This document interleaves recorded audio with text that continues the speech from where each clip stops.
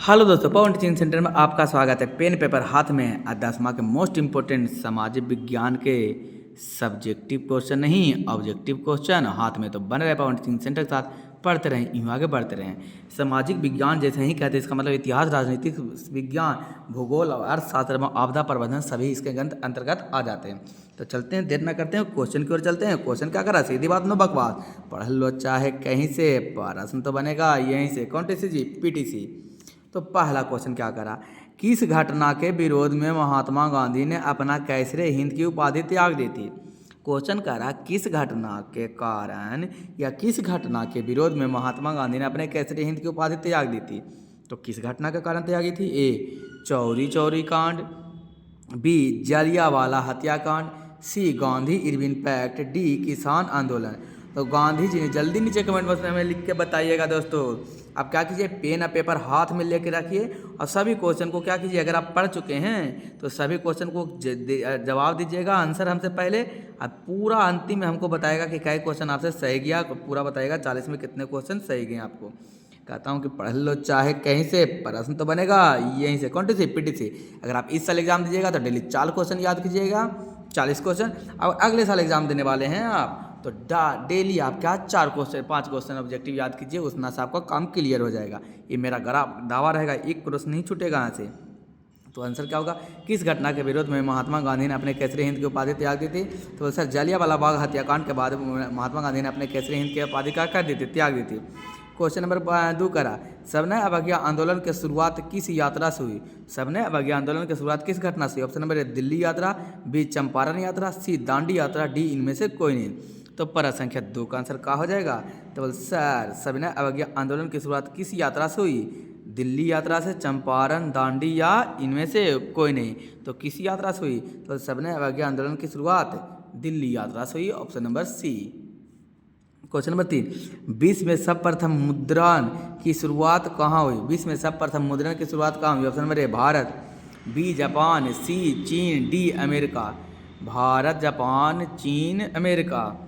विश्व में सर्वप्रथम मुद्रण की शुरुआत कहाँ हुई। क्वेश्चन नंबर 3 का आंसर क्या होगा जी। तो सर, विश्व में सर्वप्रथम मुद्रण यानी कि छपाई खाना कहाँ आया, चीन में आया। क्वेश्चन नंबर 4, निम्नलिखित में से कौन राष्ट्रीय दल नहीं है। निम्नलिखित में से कौन सा राष्ट्रीय दल नहीं है। भारतीय जनता पार्टी, बी भारतीय Congress party, B Bahujan Samaj party, D राष्ट्रीय जनता पार्टी। तो कौन है जो नहीं है, राष्ट्रीय दल नहीं है। तो प्रश्न संख्या 4 का आंसर क्या होगा जी।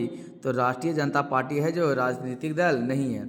प्रश्न संख्या 5 कह रहा, भारत में गणतंत्र संविधान को कब अंगीकृत किया गया। भारत में गणतांत्रिक संविधान को कब अंगीकृत किया गया। ए 15 अगस्त 1947, बी 15 जनवरी 1950, सी 26 जनवरी 1950, डी 26 अगस्त 1950। तो सर, अंगीकृत यानी कि अपनाया गया था, आपको नहीं पता, हम जब बताइए ना जी। तो 26 जनवरी 1950 को क्या किया था, अपनाया गया था। क्वेश्चन नंबर 6, लोक जनशक्ति पार्टी का चुनाव चिन्ह क्या है। लोक जनशक्ति पार्टी का चुनाव चिन्ह क्या है, लालटेन, तीर, बंगला या साइकिल। तो क्या है जी। तो सर, लोक जनशक्ति पार्टी का चुनाव चिन्ह बंगला है। कौन गल्ला, बंगला। प्रश्न संख्या 7, सरकार का कौन सा प्रकार सबसे अच्छा माना जाता है। अरे सरकार का कौन प्रकार सबसे अच्छा माना जाता है। ए राजतंत्र, बी लोकतंत्र, सी अध्ययनवाद, डी इनमें से कोई नहीं। तो प्रश्न संख्या 7 का आंसर क्या होगा जी। तो सर क्या होगा। तो 7 का आंसर बी होगा। तो सरकार का कौन सा प्रकार सबसे अच्छा माना जाता है। तो लोकतंत्र होता है जो सबसे अच्छा सरकार का माना जाता है। प्रश्न संख्या 8, ग्राम कचहरी का प्रधान कौन होता है। ए न्याय मित्र, बी ग्राम सेवक, सी महापौर, डी सरपंच। तो ग्राम कचहरी का प्रधान कौन होता है। तब सर, प्रश्न संख्या 8 हो जाएगा, ग्राम कचहरी का प्रधान होता है सरपंच। कौन पंच, सरपंच। क्वेश्चन नंबर 9, भारत में किस प्रकार की प्रणाली है, शासन प्रणाली है। ए भारत में किस प्रकार की शासन प्रणाली है। यहाँ पर है मिटा हुआ, किस प्रकार की शासन, किस प्रकार की शासन प्रणाली है। संघीय और अधीनीय, बी संघीय और संसदीय, सी एकात्मक और अध्यक्ष, डी एकात्मक और संघीय। तो क्या होगा जी प्रश्न संख्या 9 का आंसर। तो बोले सर भारत में किस प्रकार का शासन प्रणाली है? तो भारत में संघीय और संसदीय शासन प्रणाली है। प्रश्न संख्या 10, भारत में पहला नगर निगम कहाँ है? कह रहा क्वेश्चन कह रहा भारत में पहला नगर निगम कहाँ बना? ए पटना में, बी मद्रास यानी चेन्नई में, सी नागपुर में, डी बम्बई यानी कि मुंबई में। तो सबसे पहला कहाँ बना था जी नगर निगम? तो सर सबसे पहले नगर निगम मद्रास यानी कि चेन्नई का नगर निगम बना था मद्रास में। प्रश्न संख्या 11, भारत में मतदान होने की न्यूनतम आयु क्या है? भारत में मतदान होने की न्यूनतम आयु क्या है? ए 16 वर्ष, बी 17 वर्ष, सी 18 वर्ष, डी 21 वर्ष। तो प्रश्न संख्या 11 का आंसर होगा जी। तो सर भारत में मतदान होने की न्यूनतम आयु क्या वर्ष है? 18 वर्ष है। प्रश्न संख्या 12, लोकतंत्र का प्राण किसे कहा जाता है? प्रश्न संख्या 12 कह रहा है लोकतंत्र का प्राण किसे कहा जाता है? ठीक हो जाएगा। लोकतंत्र का प्राण किसे कहा जाता है? ए राजनीतिक दल को, बी संविधान को, सी न्यायपालिका को, डी प्रेस को। तो भारत में लोकतंत्र का प्राण किसे कहा जाता है? तो सर भारत में लोकतंत्र का प्राण राजनीतिक दल को कहा जाता है। प्रश्न संख्या 13, निम्नलिखित में कौन रबी फसल है? कारण निम्नलिखित में से कौन रबी फसल है? ए ज्वार, बी जूट, सी गेहूँ, डी धान। तो प्रश्न संख्या 13 का आंसर क्या होगा जी? तो सर निम्नलिखित में से कौन रबी फसल है? तो गेहूँ है जो कौन फसल है जी? रबी फसल है। प्रश्न संख्या 14, पूर्व मध्य रेल का मुख्यालय कहाँ स्थित है? प्रश्न संख्या 14 कह रहा पूर्वी मध्य रेल का मुख्यालय कहाँ स्थित है? ए कोलकाता, बी नई दिल्ली, सी हजारीपुर, डी मुंबई। तो प्रश्न संख्या 14 का आंसर क्या होगा जी? तो सर प्रश्न संख्या 14 का आंसर जानते हैं, सी हो जाएगा। तो पूर्व मध्य रेल का मुख्यालय कहाँ है? हाजीपुर, कानपुर, हाजीपुर। प्रश्न संख्या 15, बिहार का शोक किस नदी को कहा जाता है जी? प्रश्न संख्या 15 कह रहा बिहार का शोक किस नदी को कहा जाता है? तो आंसर क्या होगा जी? पहला ए गंगा, बी कोसी, सी गंडक, डी सोन। तो प्रश्न संख्या 15 का आंसर क्या होगा? बिहार का शोक किस नदी को कहा जाता है? तो बिहार का शोक कोसी नदी को कहा जाता है। प्रश्न संख्या 16, निम्नलिखित खनिज में कोडरमा किससे संबंधित है? निम्नलिखित खनिज में कोडरमा किससे संबंधित है? बॉक्साइट से, अब्रक से, लौह अयस्क या तांबा से। तो कोडरमा में कौन सा अयस्क मिलता है जी? तो सर हम बता दें कि बिल्कुल, तो कोडरमा जो झारखंड में है स्थित है वहाँ अब्रक मिलता है। क्या मिलता है? अब्रक मिलता है। प्रश्न संख्या 17, निम्नलिखित में से क्या नहीं आर्थिक नीति का अंग नहीं है? निम्नलिखित में से क्या नई आर्थिक नीति का अंग नहीं है? ए निजीकरण, बी वैश्वीकरण, सी राष्ट्रीयकरण, डी उदारीकरण। तो प्रश्न संख्या 17 का आंसर क्या होगा जी? बोल सर 17 का आंसर हो जाएगा सी। तो कह रहा है राष्ट्रीयकरण है जो नई आर्थिक नीति नहीं है, निजीकरण, वैश्वीकरण, उदारीकरण ये जो नई आर्थिक नीति है। प्रश्न संख्या 18, भारत में करेंसी नोट कौन जारी करता है? भारत में है जो करेंसी नोट कौन जारी करता है? ए वित्त विभाग, बी वाणिज्य bank, C reserve bank of India, D इनमें से कोई नहीं। तो प्रश्न संख्या 18 का आंसर क्या होगा जी? चल भारत में करेंसी जो जारी करता है रिजर्व बैंक ऑफ इंडिया, इसी को कहते हैं RBI। लिखा देखते हैं नोट पर लिखा होता है RBI लिखा रहता है। क्वेश्चन कह रहा 19 में, किसने कहा मुद्रा वह है जो मुद्रा कार्य करती है? मुद्रा किसने कहा मुद्रा वह है जो मुद्रा कार्य करती है? ए कोलबर, बी नैप, सी सेलिगमैन, डी हार्टेल विदर्स। तो किसने कहा था जी? तो प्रश्न संख्या 20 का आंसर क्या होगा? तो सर भारत के आर्थिक व्यवस्था नीति किसने कहा था? किसने कहा था मुद्रा है? तो हार्ट विदर्स ने कहा था कि मुद्रा वह है जो कार्य करती है। तो प्रश्न संख्या 19 का आंसर क्या होगा? डी हो जाएगा जी। प्रश्न संख्या 20 क्या करा?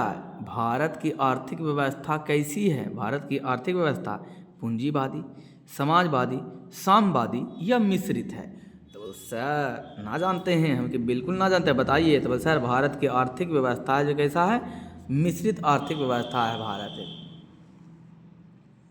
पारा संख्या 21 क्या कह रहा पारा संख्या 21 में जी, विकासशील देश में कार्यशील जनसंख्या अधिकांश संलग्न है। कह रहा विकासशील देश में कार्यशील जनसंख्या अधिकांश संलग्न है।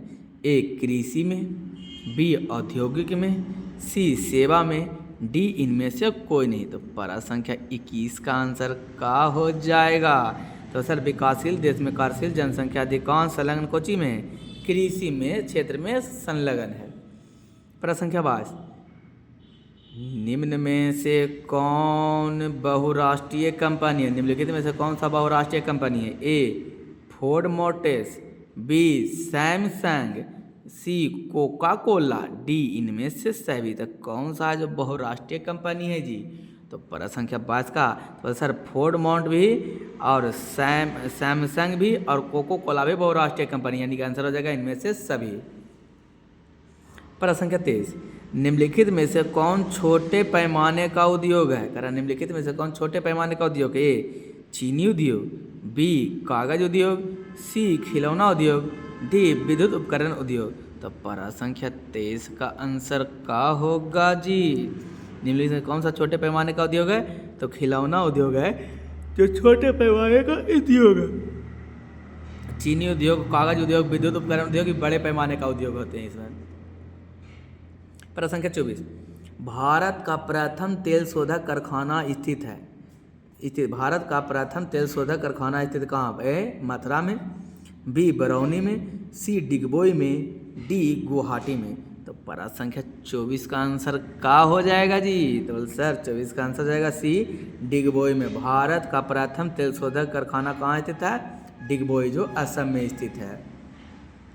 प्रश्न संख्या 25 एक समाजवादी अर्थव्यवस्था में सर्वाधिक बल किस पर दिया जाता है। प्रश्न संख्या 25 कह रहा है एक समाजवादी अर्थव्यवस्था में सर्वाधिक बल किस पर दिया जाता है। ए आर्थिक स्वतंत्रता पर, बी उत्पादन कुशलता पर, सी अधिकतम लाभ अर्जन, डी लोक कल्याण। तो प्रश्न संख्या 25 का आंसर का हो जाएगा जी, तो सर आप ही ने बता दीजिएगा कि क्या हो जाएगा 25 का आंसर। 25 का आंसर होगा डी लोक कल्याण के लिए। समाजवादी अर्थव्यवस्था सर्वाधिक बल किस पर रहता है, लोक कल्याण पर होता है। प्रश्न संख्या 26 कह रहा भारतीय योजना आयोग के प्रथम अध्यक्ष कौन थे। भारतीय योजना आयोग के प्रथम अध्यक्ष ए मोरारजी देसाई, बी लाल बहादुर शास्त्री, सी पंडित जवाहरलाल नेहरू, डी राजीव गांधी। तो भारतीय योजना आयोग के प्रथम अध्यक्ष कौन थे, तो बोल सर आपको नहीं पता है। भारतीय योजना आयोग के प्रथम अध्यक्ष पंडित जवाहरलाल नेहरू थे। प्रश्न संख्या 27 नरेगा कार्यक्रम के नाम के साथ किस व्यक्ति का नाम जोड़ा जाता है। नरेगा कार्यक्रम के नाम के साथ किस व्यक्ति का नाम जोड़ा जाता है, तो किस व्यक्ति का नाम जोड़ा जाता है। ए मनमोहन सिंह, बी मोरारजी देसाई, सी मुरली मनोहर जोशी, डी महात्मा गांधी। तो नरेगा कार्यक्रम के साथ किसको जोड़ा जाता है जी, बोल सर नरेगा कार्यक्रम के द्वारा महात्मा गांधी का नाम क्या किया जाता है, जोड़ा जाता है। प्रश्न संख्या 28 भारत में किस राज्य की प्रति व्यक्ति आय सर्वाधिक है। भारत में किस व्यक्ति की प्रति व्यक्ति आय सर्वाधिक है। ए बिहार, बी पंजाब, सी हरियाणा, डी गोवा।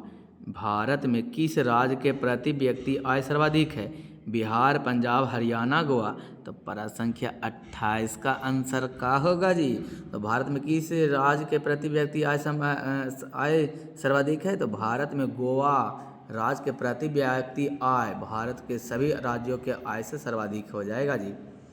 प्रश्न संख्या 29 भारतीय मुद्रा बाजार में किस प्रकार के ऋणों को लेन देन होता है। भारतीय मुद्रा बाजार में किस प्रकार के ऋणों को लेन देन होता है। ए अल्पकाल, बी दीर्घकाल, सी ए और बी दोनों, यानी अल्पकाल और दीर्घकाल दोनों, इनमें से कोई नहीं। तो प्रश्न संख्या 29 का आंसर हो जाएगा जी, तो भारतीय मुद्रा बाजार में अल्पकाल के लिए ऋण का लेन देन होता है। प्रश्न संख्या 30 निम्न में से कौन आर्थिक आधारभूत संरचना का घटक है। निम्नलिखित में से कौन आधारभूत संरचना का घटक है। ए वित्त, बी शिक्षा, सी स्वास्थ्य, डी नागरिक सेवाएं। निम्नलिखित में कौन आर्थिक आधारभूत संरचना का घटक है? ए वित्त, बी शिक्षा, सी स्वास्थ्य और डी नागरिक सेवाएं। तो प्रश्न संख्या 30 का आंसर क्या हो जाएगा?